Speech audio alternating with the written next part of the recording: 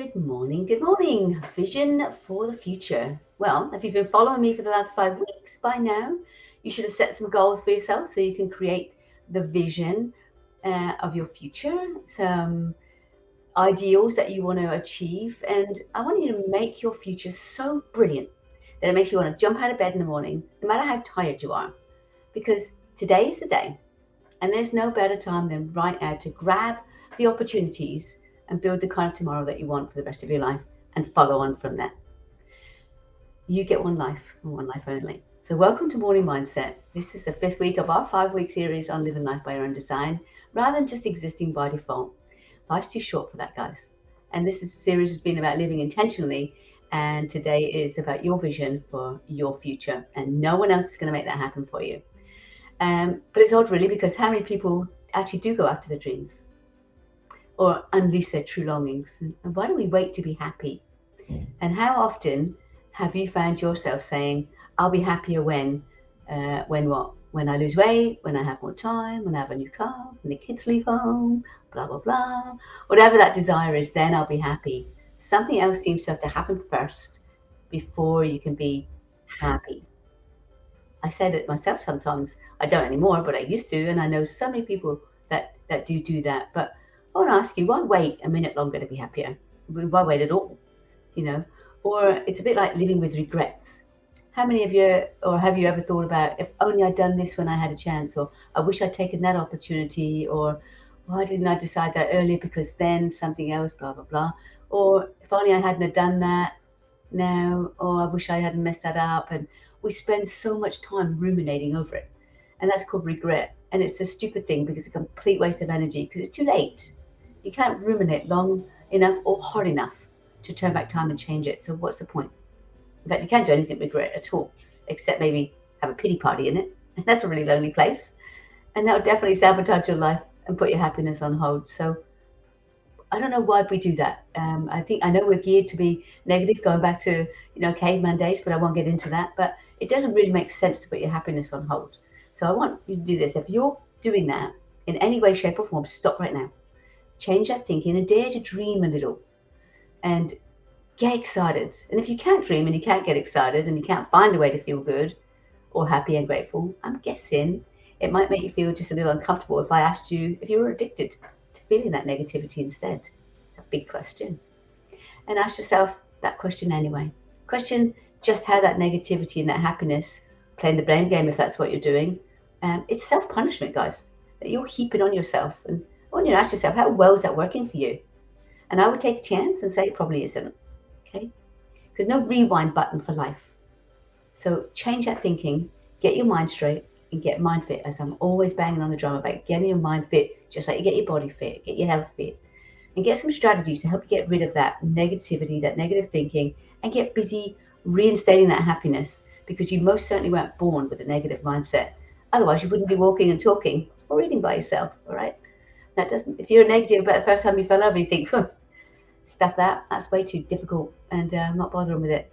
So set some goals, even if they're only micro goals, right? Take this time and reset.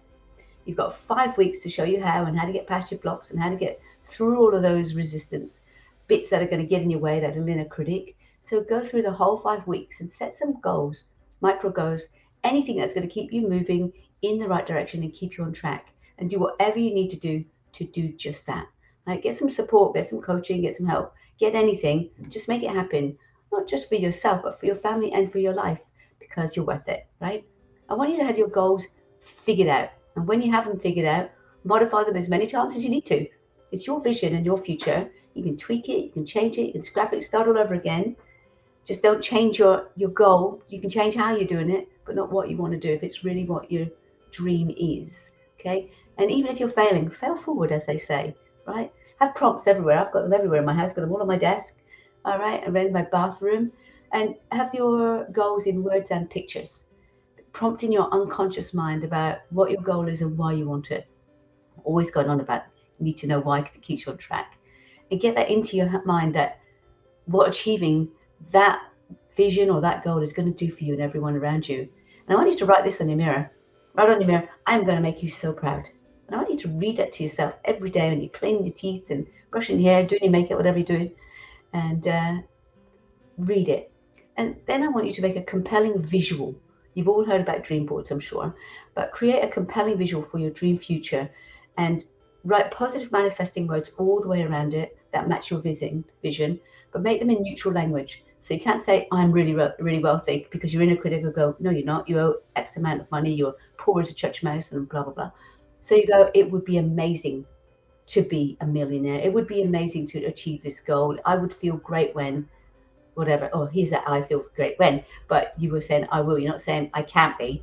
So it's going to feel really amazing. So neutral language, so you don't activate the inner critic, because it would be great to be a millionaire, or it would be great to achieve your goal. All right. So your mind needs a visual. Otherwise, what you're going after is gobbledygook. And I'll explain that. Every word has a picture, and every picture has a word. Right. So if I said to you, could you go and get me a bottle of Coke? You would know. You would be able to go to the shop and know what you're looking for, because you know the color, you know the size, you know what's in it. And so even if the 17-year-old had chucked all the soft drinks in a big pile, you would be able to sift through that and find it. And if it wasn't in one shop, your unconscious mind would say, go to Coles, or go to Woolworths, or go to the pub, or go to the corner store, or go to someone's fridge. It would throw you up option after option after option, because it's got a picture and it knows what it is, and it's specific.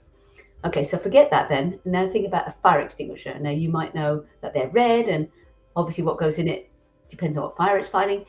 But where do you get one filled? And now you're not going to be so sure. You're not going to have such a definite bunch of options going, with all the things that you could do with Coke. So you're going to go, well, maybe. And so you're not going to have so many options. So you're not going to be able to take action quite so much. All right, now forget the extinguisher and now go after a gobbledygook. Unless you've got your own idea of what a gobbledygook is, you've got no idea what a gobbledygook is. So your body can't flush your mind can't flush your body with the appropriate neuropeptides and chemicals to match it, because gobbledygook's got nothing picture to go with it. It's got no meaning. So the mind needs both, so that it can match your thought with what's needed, so your body can take action. All right, Coke, fire extinguisher, gobbledygook. The extinguisher, you know a little bit, so you can do a little bit. Gobbledygook, you can't do anything. So get your visual in a bottle of Coke situation, all right, and make it brilliant, and do whatever you can to amplify your chances of manifesting your goal. Use that. It's actually really good. And there's a thing called neurolinking. And if you have trouble trying to drum up a new feeling, how I'm going to feel when I match that goal, find another memory. Think about your other memory when you were really successful at something. So think about your new goal. Think about your memory where you've already been successful, like riding a bike or driving a car, and put them together. Think about one and then immediately think about the other. Think about your new goal. Think about your successful one. Think about your new goal. Think about your successful one, and build as many memories on that as you can. And I've got an anagram, as always, using the word dreams. And so this is going to help you keep these ideas in your mind. And the anagram is dreams, and D is for dream board. Make your dream compelling. And then R is for realistic goals. Make them relevant and make them step by step. And I've already done lots of training on how to break them down into micro steps, so they're actually achievable chunks, like eating a big cake. And E is express yourself honestly, and make sure it's your dream, not someone else's. A is for aim for small changes, so that inner critic doesn't get activated. And M, moderate as much as you need to. Adjust, tweak, change. Keep doing whatever you need to do, but just keep going in the direction that you're trying to go in. And S is for shout and sing and dance and show the world that you're capable of what you're capable of. And it doesn't matter how long it takes, guys. And no matter how small every win is, do it anyway. And go make it happen for you. And now, that's it for me today. And we are getting ready to make a series of Making Broken Beautiful, which will be our next breakthrough series, and how to not feel broken. So thank you for being here. As always, I truly appreciate your time, and I'm grateful for you and for your support. If you find this motivating, please share it with others and help them too. And join my YouTube channel if you want to keep up to date with the latest trainings. And my greatest wish, as always, is that you be MindFit, so you can live your best life and live it with passion. Be authentic. Reset, be authentic, and be you. And I believe we have some comments. So let's have a look. Who's joined me today? Hi, Tech Mother. Good morning, Coach Pamela. I love that. Thanks. Hi, Tech Mother. And Amelia Views. Hi, everyone. Hi, Amelia. Thank you for joining us. Mark Sullivan, good morning from YouTube. Amelia from YouTube said, this is a good start of my day. I love that. Thank you. And Parker from LinkedIn says, today is the day indeed. I always get up with that mindset. Me too, Parker. Yeah. High Tech Mother from YouTube says, every day is bright and inspiring with you, even at 2 a.m. Thank you, High Tech Mother. August, thank you for joining us. And from LinkedIn says, I don't exist. I do living my full life, learning from you. I am doing that even more. Fantastic. That's awesome, August. Yeah. Parker from LinkedIn says, I'd rather make mistakes than have regrets. 100%. You learn anyway. You either win and you learn, or you don't win and you learn. Either way, you learn. And Amelia says, prefer lessons over regretting. 100%. And High Tech Mother says, after my husband, I was addicted to sadness. I was heartbroken. Losing him will never change, but now I celebrate the time I got with him. Absolutely. Absolutely. Amelia Views, I joined in week 4, so I will be studying all the weeks on this weekend. I love that. You'll have to give me some feedback, Amelia, on what you think. Mark Sullivan said, MindFit is often necessary in order to get your body fit. It sure is. Otherwise, you're going to sit on the couch. Yay, Hannah Smith. I'm worth it. Joining from Facebook. You definitely are, Miss Hannah. And High Tech Mother from YouTube says, fail. First attempt in learning. I love that. Yay. I love these anagrams. And High Tech Mother also says, it's amazing to get another day to live. It sure is. We take it for granted. Amelia Views, note that point. It will be amazing. Yeah. Lovely. I am totally worth it. 100%, Amelia. And I know where to get one filled. Amelia Views, gobbledygook always makes me laugh like a bunch of malarkey. Yeah, I think they're quite English sayings. I think High Tech Mother, empowering ourselves with a positive memory, great idea. It is, because sometimes it's hard to think about. I can't get into the feeling, so borrow another one and think about your goal and match them together. Mark Sullivan says, I can speak gobbledygook. I'm sure you can. Amelia Views, love these anagrams. Thank you. I love making them. And Mark Sullivan loves the anagrams too. Fantastic. Love all these comments. Awesome. Makes my day. So happy.